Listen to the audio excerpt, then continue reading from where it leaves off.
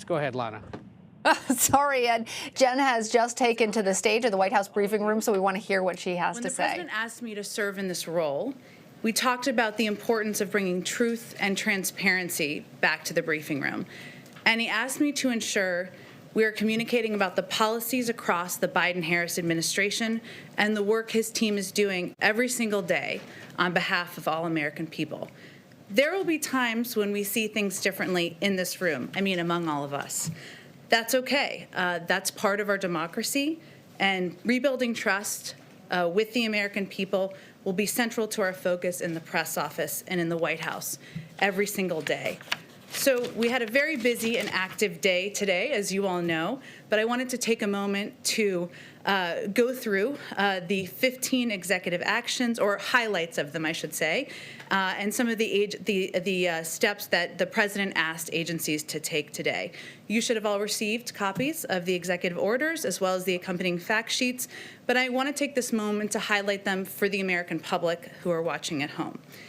To combat the deadly virus, the president launched his 100-day masking challenge, asking Americans to do their part and mask up for 100 days. He's doing his part as well, issuing a mask mandate that will require anyone visiting a federal building or federal land or using certain modes of public transportation to wear a mask. He signed an executive order reversing Trump's decision to withdraw from the World Health Organization. This will strengthen our own efforts to get the pandemic under control by improving global health. And tomorrow, we're not wasting any time, Dr. Fauci will participate remotely in the meeting of the World Health Organization as the U.S. head of delegation. President Biden also officially appointed a COVID-19 response coordinator, a position and team we had already previously announced, but made it official today, to create a unified national response to the pandemic. And he reestablished the national security team responsible for global health, security, and biodefense. The COVID-19 pandemic has triggered an almost unprecedented housing affordability crisis. He took immediate action to confront the crisis and asked relevant agencies to extend nationwide moratoriums on evictions and foreclosures. The pandemic has also increased the hardship on millions of Americans who owe federal student loans. In response, the president asked the Department of Education to extend the pause on student loan payments and interest.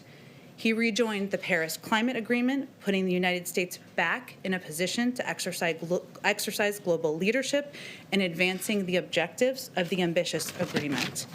Sorry, hope you're comfortable. There's a few more. And a second broad executive order will roll back harmful regulatory reversals made by the previous administration to protect public health and the environment. This order protects our nation's treasures by reviewing the boundaries for several national monuments, places a temporary moratorium on all oil and natural gas leasing in the Arctic National Wildlife Refuge, and reestablishes the interagency working group on the social cost of greenhouse gases. He also launched a whole-of-government effort to advance racial equity and root out systemic racism from federal programs and institutions. He directed the Secretary of Homeland Security, in consultation with the Attorney General, to take all appropriate actions to preserve and fortify DACA, which provides temporary relief from deportation to Dreamers, young people who were brought to this country as children. The president also put an end to the Muslim ban, a policy rooted in religious animus and xenophobia. He signed a proclamation effective immediately, halting further funding or construction of the previous administration's border wall and terminating the so-called national emergency used to wastefully divert billions for wall construction. Also today, President Biden sent an immigration bill to Congress. The U.S. Citizenship Act modernizes our immigration system. It provides hardworking people who've enriched our communities and lived here for decades an opportunity to earn citizenship. The president's priority reflected in the bill are to responsibly manage the border, keep families together, grow our economy, address the root causes of migration from Central America, and ensure that America can remain a refuge for those fleeing prosecution. With that, I'd love to take your questions. Zeke, why don't you kick us off? Thanks, Jen. First off, congratulations. And one question about your role. You touched on this a little bit at the top, but when you were up there, do you see yourself, your primary role is promoting the interests of the president, or are you there to provide us the unvarnished truth so that we can share that with the American people?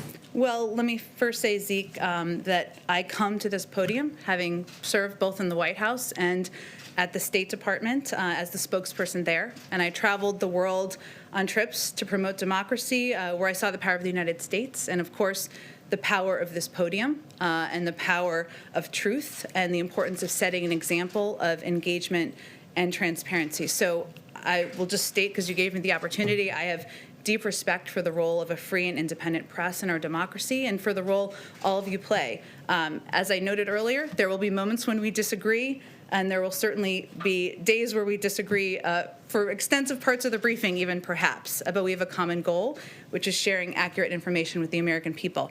If the president were standing here with me today, he would say he works for the American people.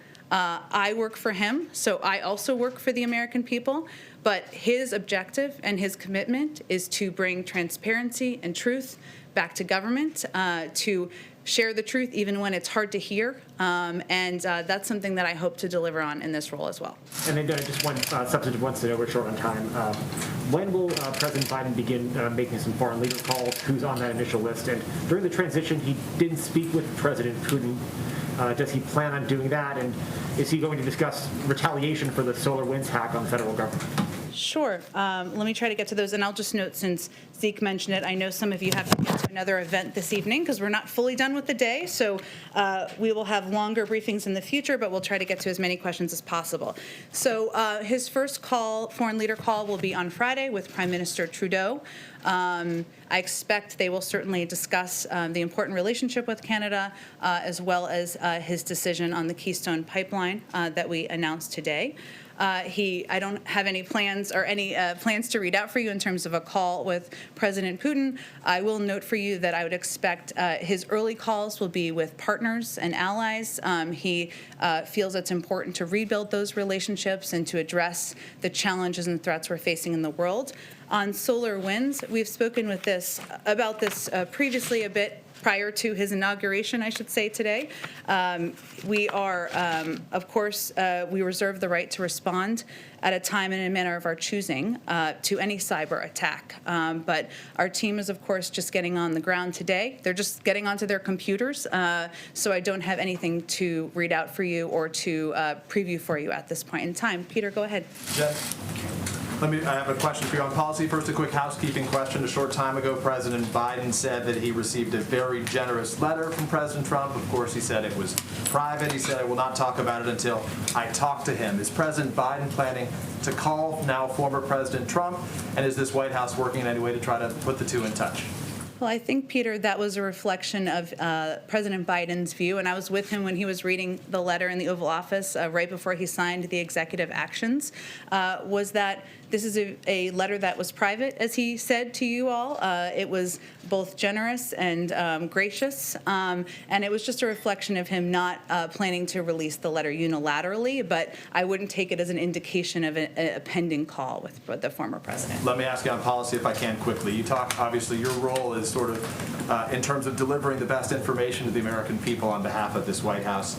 The battle for truth may be as tough a fight right now as is the battle against coronavirus. How do you and President Biden plan to combat disinformation that in many ways led to that assault we witnessed 2 weeks ago today on the Capitol?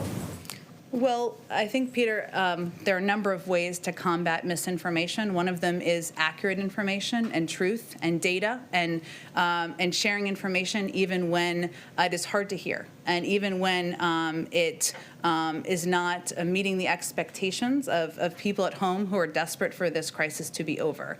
We'll have more to share with you in the next few days, hopefully before the weekend, but what we plan to do is not just return these daily briefings Monday through Friday, not Saturdays and Sundays, I'm not a monster, but also to return briefings with our health officials and public health officials. We want to do those regularly in a dependable way with data shared with all of you and with the public so that they can also track progress we're making on getting the pandemic under control. And as it relates to the cabinet, if I can quickly, we know President Biden's beginning without a single member of his cabinet confirmed. What is your understanding on how quickly those confirmations will happen, and when should we expect additional nominations and ambassadorships to be announced?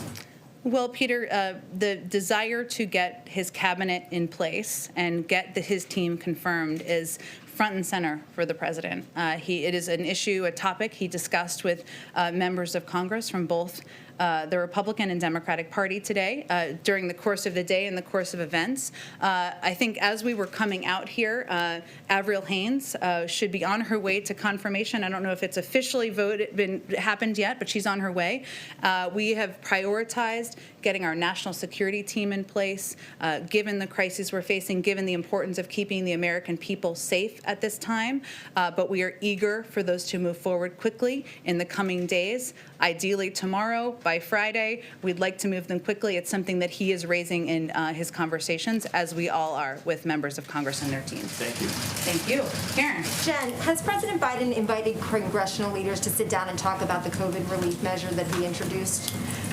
Well, he has been discussing the COVID relief measures, the entire package that has, as you know, unemployment insurance. It has relief and assistance for the American people. It also has money to reopen schools, which I know as a mother impacts all of us. But he has been discussing that with Democrats and Republicans since long before he was sworn in today. Today was a day where he had conversations about working together in terms of getting his team in place, on his agenda moving forward.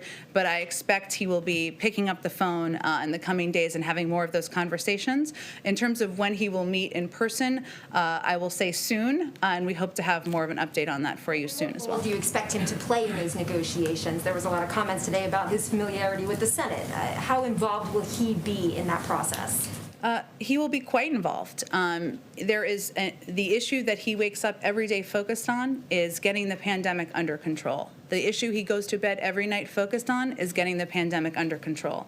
This package is a pivotal step to doing that, and it has assistance for the American people to make that bridge financially. It also has essential funding for vaccine distribution. He will be very involved.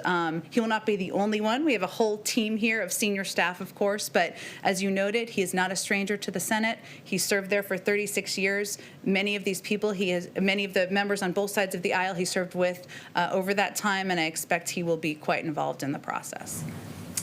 Go ahead, Jen. So on this COVID relief package, Senator Romney was already saying to reporters today that he doesn't see a need for another virus relief package, and he's the kind of Republican vote you're likely going to be trying to get. So how long are you willing to try to work to get Republican support before you decide to go through the budget reconciliation process instead? Well, as you know, because you all cover it, and as I've stated a couple times here today, we are in the middle of an urgent crisis in this country. It's not just impacting Democrats, it's impacting Republicans, it's impacting red states and blue states, and this plan is intended to address the suffering of the American people. So we hope, and frankly, we expect Republicans in Congress and Democrats, too, will support assistance that will bring relief to the people they represent. This is a conversation. He, of course, gave a primetime address, as you all know, last week. It seems like a long time ago, but it wasn't, to announce his specifics, and he has already had a number of conversations with Democrats and the Republicans. Those will continue. His clear preference is to move forward with a bipartisan bill. There's no question about it. But we are also not going to take any tools off the table for how the House and Senate can get this urgent package done. So we are only less than a day has he been president of the United States, but he's going to continue to work with members of both parties to get it done. Francesca, go ahead. Thank you, Jen. I do have a question about reopening schools, but I just want to pick up where she left off on that and note that Republicans, including Lindsey Graham, who's expected to be the Senate Budget Committee ranking member, have already said that the price tag on the president's proposal is too high for them. So is there any wiggle room on that number, and has he already begun negotiations with Mitch McConnell? Well, first, the package wasn't designed with the number 1.9 trillion as a starting point. It was designed with the components that were necessary to give people the relief they needed. So what's challenging is, what are you going to cut? Are you going to cut funding for vaccinations? Are you going to cut funding for unemployment insurance? Are you going to cut funding for reopening schools? But it was laid out as his proposal based on recommendations from economists, recommendations from health experts. And as you've also seen, there have been also an outpouring of support from everyone from Bernie Sanders to the Chamber of Commerce for the package and the components in it. But this is a discussion, it's a conversation, and he is no stranger to the process of bill making. So we're at the beginning of the process, and as we continue, there'll be conversations with members of both parties of what will be in a final package. And rarely does it look exactly like the initial package that is proposed. With regards to reopening schools, what level of vaccination in teachers or students or level of testing does the administration think would be appropriate in order to meet the target date that the president has set? This is a great question, and as I noted at the beginning, and as a mom myself, I want to know all the details as well. We're going to have more to share from our health experts in the coming days, and I will venture to get them in here to give you all a briefing on the specifics, but we really want to lean into them on their expertise on that front. Go ahead. I'll come right to you right next. Go ahead. So President Biden promised to end all new oil and gas leasing on federal lands when he was a candidate. The order that you just mentioned that he signed today was much narrower than that. It's a temporary moratorium, and it only applies to ANWR. And there's some debate about whether he has the legal flexibility to even follow through with his full promise. Does the administration still have that commitment today to We end do, that leasing? and the leases will be reviewed by our team. We just have only been in office for less than a day now, and I will just, since you gave me the opportunity, just also confirm for all of you, all of our executive actions that we released today were reviewed by the career staff at the OLC. We went through that process in advance of releasing them. That took a great deal of work from our policy teams, but that was a vital part of the process for us as well. Talk a little bit just about the kind of the preparations for getting the White House ready and safe for the new president. It's been reported that you did $500,000 worth of deep cleaning. Could you talk about the measures that you took to ensure that the president is safe? Well, I would refer you to the General Services Administration, who oversees any steps like that. What I can speak to, if it's of interest, of the steps we're all taking to make sure that we are safe, he is safe, you are all safe. Those include daily testing when we're in the White House. It includes wearing N95 masks. I wore it out, of course, here today, and will continue to do that. It includes stringent rules about social distancing and abiding by that in the building. That keeps us safe, but we're also, the president has asked us to also be models to the American people, and that's vitally important to us as well. So there are a number of new COVID steps, precautions that we've put in place as of today. Go ahead all the way in the back. Thank you so much, Jen. Thank you for doing this on a daily basis again. So climate change being one of the priorities, how does President Biden plan to work with Brazil? During the campaign, Biden criticized Brazil on deforestation, and then the Brazilian president criticized Biden back, and he was the last one to congratulate President Biden on his election. What is the expectation for their relationship, and does he plan to speak with the Brazilian president? Well, I don't have anything to predict for you or advance for you in terms of a call or conversation. What I can convey on climate change, of course, and addressing the climate crisis, it's one of the 4 crises that he's identified will impact, his administration is impacting not just the American people, but the global community, is that rejoining the Paris Climate Agreement is a vital step toward doing that. The United States was one of the only countries in the world, as you all know, that has not had a seat at the table in the last few years.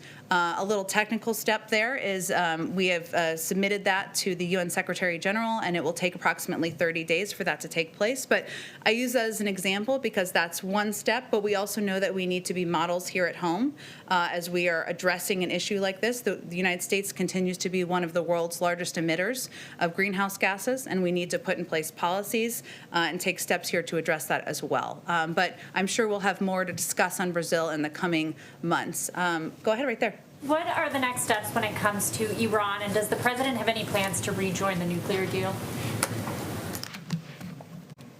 Well, the president has made clear that he believes that through follow-on diplomacy, the United States should seek to lengthen and strengthen nuclear constraints on Iran and address other issues of concern. Iran must resume compliance with significant nuclear constraints under the deal in order for that to proceed. I will say that, as I noted a little bit earlier, we would expect that some of his earlier conversations with foreign counterparts or foreign leaders will be with partners and allies, and that we would certainly anticipate that this would be part of the discussion. And then could you just give us some color about what it was like for him going into the Oval Office? He's been waiting for this for so long. What was his reaction? Well, I spent a little time with him earlier, and he had an incredible sense of calm. And he, and a sense of some joy, of course. He spent the day with his family and his grandchildren and his children, and that always has an impact, I think. He also said he felt like he was coming home. Remember, he spent 8 years here as the vice president, playing an important role as a partner to President Obama. And, that was the emotion that overtook him today. He's also eager to get to work. He was asking questions about policy and COVID and what's next. And that also reflects his desire to roll up his sleeves and get going. Let's see. I'm sorry. I told you I was going to ask you. I just skipped over you. Go ahead. Right. I'll take it now. So if President Biden wants a theme of his presidency to be unifying the country, does he think that Nancy Pelosi and Chuck Schumer should drop a potentially divisive Senate impeachment trial? Well, he spoke today, as you all saw, about unity in his inaugural address and the importance of unity in bringing the country together, and the resolve of the American people in helping to get through this moment. We are confident, though, that just like the American people can, the Senate can also multitask, and they can do their constitutional duty while continuing to conduct the business of the American people. And his view is that the way to bring the country together is to address the problems we're facing. And so that means getting this COVID relief package through, having Democrats and Republicans take a serious look at that and have conversations with each other about how to move it forward. And he's going to leave the mechanics, the timing, and the specifics of how Congress moves forward on impeachment to them. And a quick follow-up. On President Trump's inauguration day, he filed the paperwork to run for re-election, same day. Does President Biden have any plans to do that today, late, or in the coming days? I will say, having talked to him today, his focus is not on politics. It is on getting to work and solving the problems of the American people. And as he noted on the campaign, he will wait until sometime into his first term to speak more about his political plans moving forward. Go ahead. Yeah, thank you, Jen. The president pledged today to repair alliances. Has he planned his first foreign trip yet? Well, we're only 7 hours in here. You're ready for the foreign trip. I'm ready, too. I don't have any details on a foreign trip to lay out for you at this point in time. Hopefully, we will at some point in time. Go ahead all the way in the back. Yeah, hi. Congratulations on your new position. Owen Jensen with EWTN Global Catholic Network. Two big concerns for pro-life Americans. The Hyde Amendment, which, of course, keeps taxpayer dollars, as you know, from paying for abortions, Medicaid abortions, and the Mexico City policy, which under the previous administration they expanded to keep tax dollars from overseas paying for abortions. So what is President Biden planning on doing on those two items right now? Well, I think we'll have more to say on the Mexico City policy in the coming days, but I will just take the opportunity to remind all of you that he is a devout Catholic and somebody who attends church regularly. He started his day attending church with his family this morning, but I don't have anything more for you on that. Go ahead. Yeah, as president-elect, he talked about the possibilities of using the Defense Production Act to ramp up the production of vaccines. Having looked at more data, does he still feel that's necessary? Was that included, for example, in anything that he signed today?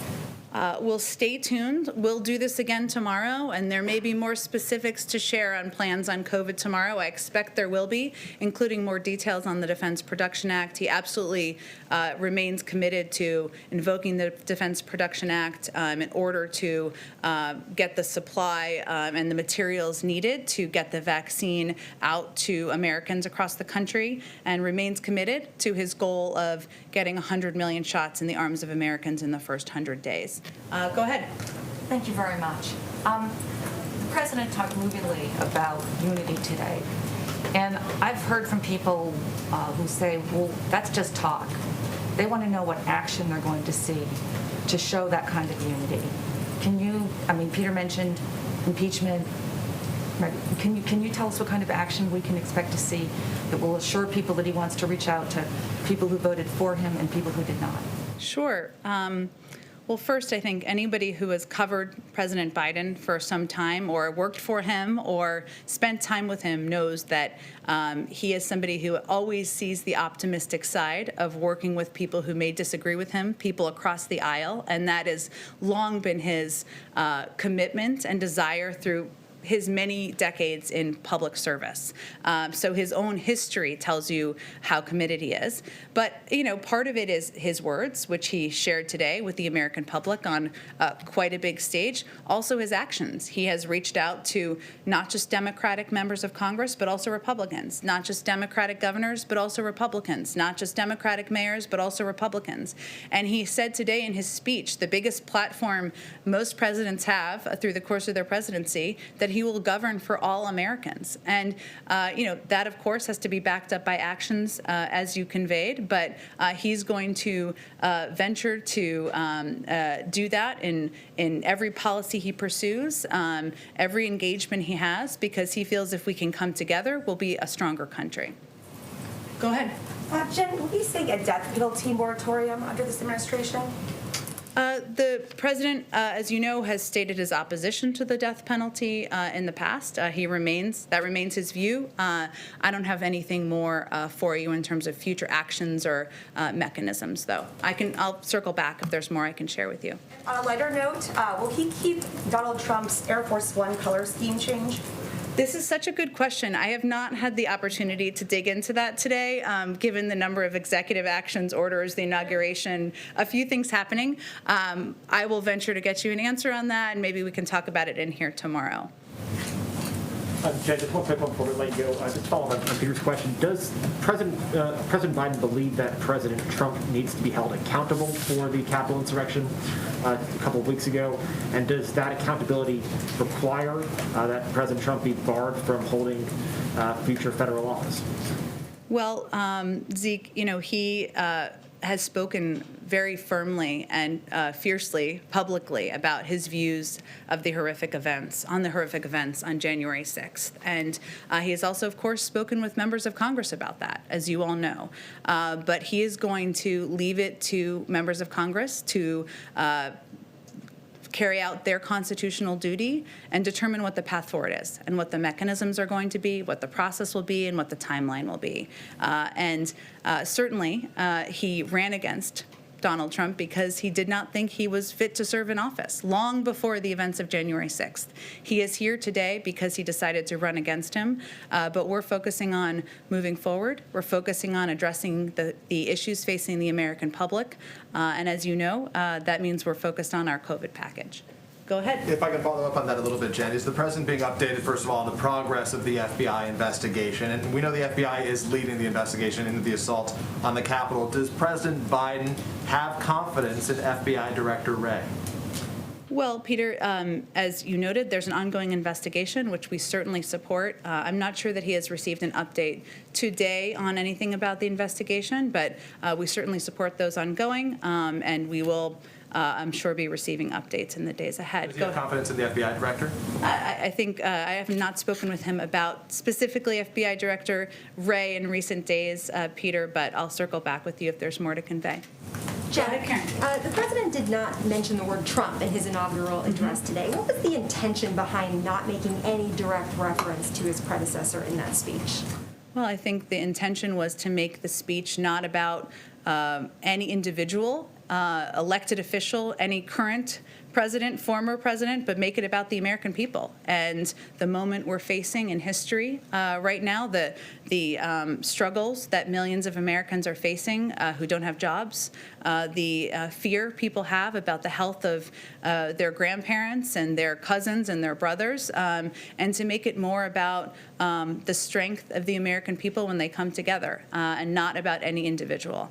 But as you saw in his speech, it was forward-looking. It was not meant to look back on the past. Go ahead. How does President Biden plan to recover the United States image around the world, and what is his priority globally?